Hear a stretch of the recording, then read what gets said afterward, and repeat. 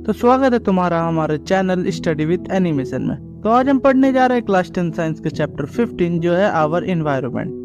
देखो तुम्हें लग सकता है ये चैप्टर क्यों ही पढ़ना, ये तो इम्पोर्टेंट नहीं है, बट देखो अकॉर्डिंग टू मी सब चैप्टर्स इम्पोर्टेंट है, तो तुम इस चैप्टर को पढ़ सकते हो हमारे इस वाले वीडियो से। तो पहले समझो ये चैप्टर हम पढ़ क्यों रहे हैं। देखो ये चैप्टर हमें हेल्प करता है अंडरस्टैंड करने में हमारा इम्पैक्ट इन्वायरमेंट में और हम कैसे अपने प्लेनेट को हेल्थियर बना सकते हैं। तो देखो इस चैप्टर को कुछ की टॉपिक्स के हेल्प से हम समझने वाले हैं। सो हमारे की टॉपिक्स है ecosystem and its components, food chains and webs, ecological pyramids, ozone layer and its importance, environmental issues जैसे air pollution, water pollution and solid waste management. Start करते हैं इकोसिस्टम एंड इट्स कंपोनेंट्स से। देखो एक ecosystem अपने में एक world होता है जिसमें लिविंग ऑर्गेनिज्म एंड उनका फिजिकल एनवायरनमेंट इंटरेक्ट करता है एक दूसरे से। ये कह सकते हैं टाइनी पॉन्ड से लेके एक वास्ट फॉरेस्ट तक, एंड ये हो सकता है नेचुरल या फिर मैन मेड। इसमें होते हैं कुछ कंपोनेंट जैसे biotic and abiotic. Biotic components को समझते हैं। देखो बायोटिक कंपोनेंट्स होते हैं लिविंग ऑर्गेनिज्म जो कि रहते हैं अपने ही इकोसिस्टम में। ये इंक्लूड करते हैं plants, animal, fungi and micro organism, and ये इंटरेक्ट करते हैं एक दूसरे से एंड कुछ दूसरे एबायोटिक कंपोनेंट से। एबायोटिक कंपोनेंट देखो ये होते हैं नॉन लिविंग एलिमेंट्स एक इकोसिस्टम के। ये इंक्लूड करते हैं फिजिकल फैक्टर जैसे temperature, humidity, sunlight, soil and water, and ये इन्फ्लुएंस करते हैं डिस्ट्रीब्यूशन में एंड बिहेवियर में एक लिविंग ऑर्गेनिज्म के जो कि रहता है उस इकोसिस्टम में। आते हैं इंटरेक्शंस में। इकोसिस्टम हेल्प करता है इंटरेक्ट करने में biotic component and abiotic component को।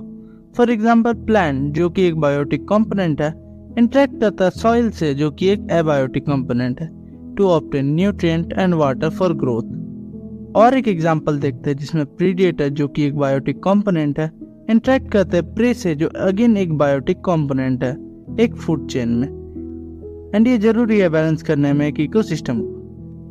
अब बढ़ते हैं बैलेंस एंड सस्टेनेबिलिटी के ऊपर। देखो हम जानते हैं इकोसिस्टम को बैलेंस रखना कितना जरूरी है। यह हमें अलाउ करता है जीने में। मान लो अगर डिस्टरबेंस होता है बैलेंस में एक इकोसिस्टम का तो एक बहुत बड़ा इशू क्रिएट कर सकता है, जैसे ओवर पॉपुलेशन या फिर एक्सटिंक्शन एक स्पीसीज का। देखो ये बहुत जरूरी है कि हम अंडरस्टैंड करें इन कंपोनेंट्स को एंड इनके इंटरेक्शन को for conserving and managing ecosystems. बढ़ते आगे जो है इकोलॉजिकल पिरामिड्स। देखो एक इकोलॉजिकल पिरामिड को हम एनर्जी पिरामिड भी कहते हैं। यह हमें डिस्ट्रीब्यूशन ऑफ एनर्जी दिखाता है एंड मल्टीपल ट्रॉपिक लेवल को भी। देखो मेनली 3 टाइप के इकोलॉजिकल पिरामिड होते हैं। पहला पिरामिड ऑफ एनर्जी, दूसरा पिरामिड ऑफ बायोमास एंड तीसरा पिरामिड ऑफ नंबर्स। चलो अब इन तीनों को ब्रीफ में समझते हैं। तो स्टार्ट करते हैं पिरामिड ऑफ एनर्जी से। तो देखो ये पिरामिड हमें फ्लो ऑफ एनर्जी दिखाता है एक इकोसिस्टम में। दूसरा ये डिवाइड करता है डिफरेंट ट्रॉपिक लेवल में जिसमें प्रोड्यूसर्स रहते हैं बेस में and consumers on the top. And जब तुम इस पिरामिड के ऊपर बढ़ोगे तो तुम्हें अमाउंट ऑफ एनर्जी कम होता हुआ दिखेगा। अब बढ़ते हैं पिरामिड ऑफ बायोमास के ऊपर। देखो इस पिरामिड में तुम्हें टोटल अमाउंट ऑफ लिविंग दिखेंगे हर एक ट्रॉपिक लेवल में। जैसा एनर्जी पिरामिड में कंज्यूमर्स एंड प्रोड्यूसर्स के लेवल थे वैसे ही इसमें भी होंगे। एंड सेम तुम जितना ऊपर एक पिरामिड के जाओगे तो तुम्हें लेस नंबर ऑफ एनिमल्स दिखेंगे। अब बढ़ते हैं पिरामिड ऑफ नंबर्स के ऊपर। डिपिक्ट करता है नंबर ऑफ ऑर्गेनिजम्स हर एक ट्रॉपिक लेवल में। कुछ इकोसिस्टम में नंबर ऑफ ऑर्गेनिज्म एक पिरामिड बना देते हैं। एंड देखो ये पिरामिड अपराइट, इन्वर्टेड और इवन रिलेटिव भी हो सकता है। देखो ये कुछ ज्यादा हार्ड नहीं है। तो बढ़ते हैं आगे जो है हमारा ozone layer and its importance. देखो ओजोन लेयर एक रीजन है अर्थ के स्ट्रेटोस्फीयर का जो कंटेन करता है high concentration of O3 molecules. ये लोकेटेड है 10 से 30 मील ऊपर अर्थ के सरफेस में। एंड हाँ 10 से 30 माइल्स होते हैं 16 से 48 किलोमीटर। देखो ओजोन लेयर बहुत ही जरूरी होता है हमारे अर्थ के सरफेस के लिए क्योंकि ये प्रोटेक्ट करता है लिविंग ऑर्गेनिजम्स को फ्रॉम हार्मफुल अल्ट्रावायलेट रेडिएशन जो कि सन से आते हैं। अब बढ़ता है एनवायरमेंटल इश्यूज के ऊपर जो है air pollution, water pollution and solid waste management. तो आते हैं एयर पॉल्यूशन पे। देखो एयर पॉल्यूशन रिफर करता है हार्मफुल सब्सटेंस जैसे गैसेस, टाइनी पार्टिकल्स। देखो ये हो सकता है हार्मफुल हमारे हेल्थ के लिए, इकोसिस्टम के लिए एंड एनवायरनमेंट के लिए। इसकी कॉजेज देखते हैं। देखो ये होता है बहुत सारी ह्यूमन एक्टिविटीज के कारण, जैसे इंडस्ट्रियल प्रोसेस में, ट्रांसपोर्टेशन में, एंड जब हम जलाते हैं फॉसिल फ्यूल को। एंड ये होता है नेचुरल रिसोर्सेज से भी, जैसे wild fire and volcanic eruption. इसका इम्पैक्ट देखते हैं। देखो ये बीमार कर सकता है हमारे रेस्पिरेटरी ऑर्गन्स को, ये इकोसिस्टम को भी हार्म करता है, एंड क्लाइमेट चेंज का भी कारण बन सकता है bye releasing gases like carbon dioxide.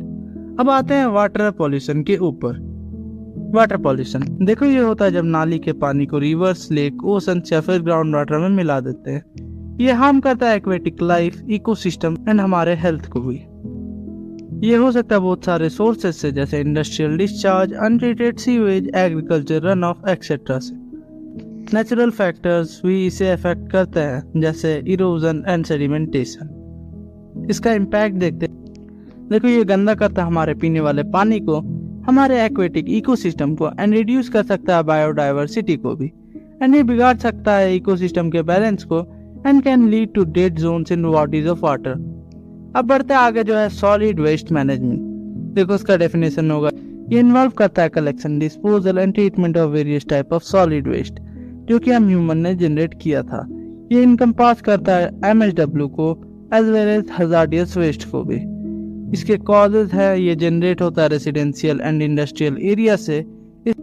इसका होने का कारण है inadequate waste management and lack of recycling. इसका इम्पैक्ट है, देखो ये कॉज कर सकता है accumulation of water in landfills and open dumping sites, जो कि खराब कर सकता है both soil and ground water, and ये रिलीज कर सकता है green house gases and change कर सकता है क्लाइमेट को भी। तो ये था आज का चैप्टर जिसे हमने कर लिया है कंप्लीट एक ही वीडियो में। सब जाके सब्सक्राइब कर दो यार, एंड लाइक भी कर ही देना। तो आई होप तुम्हें ये वीडियो से कुछ सीखने को मिला होगा। तो मिलते हैं तुमसे अगली वीडियो में, तब तक के लिए बाय बाय।